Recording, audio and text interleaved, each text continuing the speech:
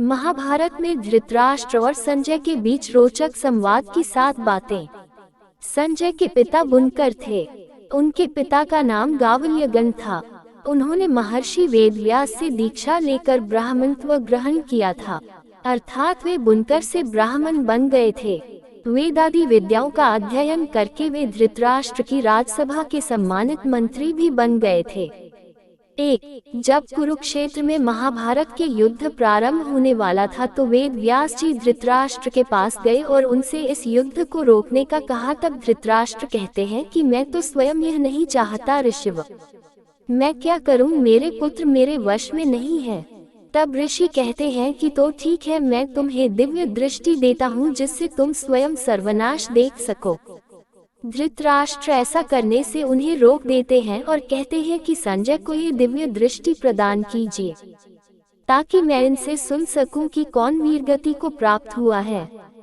तब ऋषि वेदव्यास संजय को दिव्य दृष्टि प्रदान कर देते हैं। बहुत कम लोग संजय के बारे में जानते हैं। गीता की शुरुआत संजय और धृतराष्ट्र के संवाद से होती है।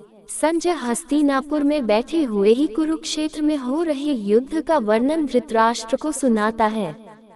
हस्तिनापुर मेरठ उत्तर प्रदेश में और कुरुक्षेत्र हरियाणा में लगभग 145 किलोमीटर का फासला है। 18 दिन तक चलने वाले युद्ध की हर घटना का संजय वर्णन करता है।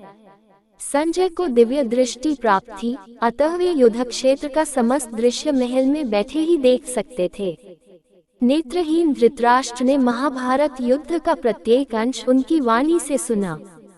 धृतराष्ट्र को युद्ध का सजीव वर्णन सुनाने के लिए ही व्यास मुनि ने संजय को दिव्य दृष्टि प्रदान की थी। संजय प्रारंभ से अंत तक धृतराष्ट्र के साथ ही रहते हैं।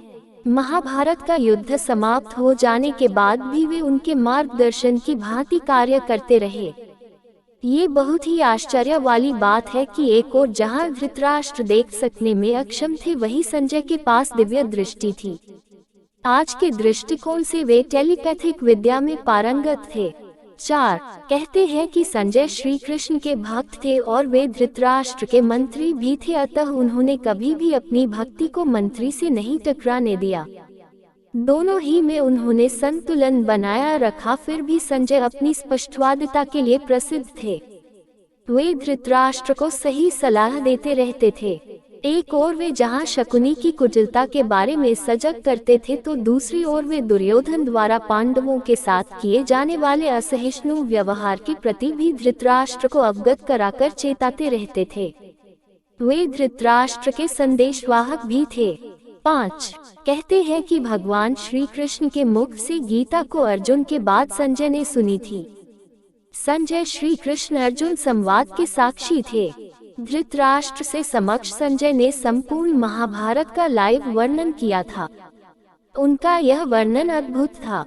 उन्होंने महाभारत के सभी प्रमुख योद्धाओं के बारे में विस्तार से वर्णन किया।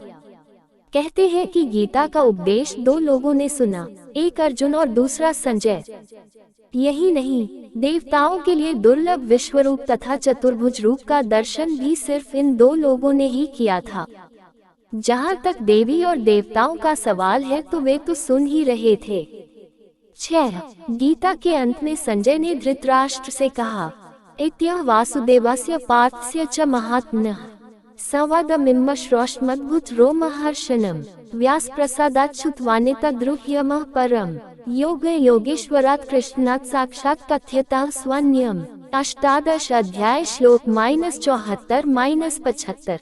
इस प्रकार मैंने वासुदेव और महात्मा अर्जुन के इस विलक्षण तथा रोमांचकारी संवाद को सुन। कैसे? तो श्री व्यास जी की कृपा से, उनकी दी हुई दृष्टि से मैंने इस पर गोपनीय लोक को साक्षात योगेश्वर श्री कृष्ण को कहते हुए सुना है।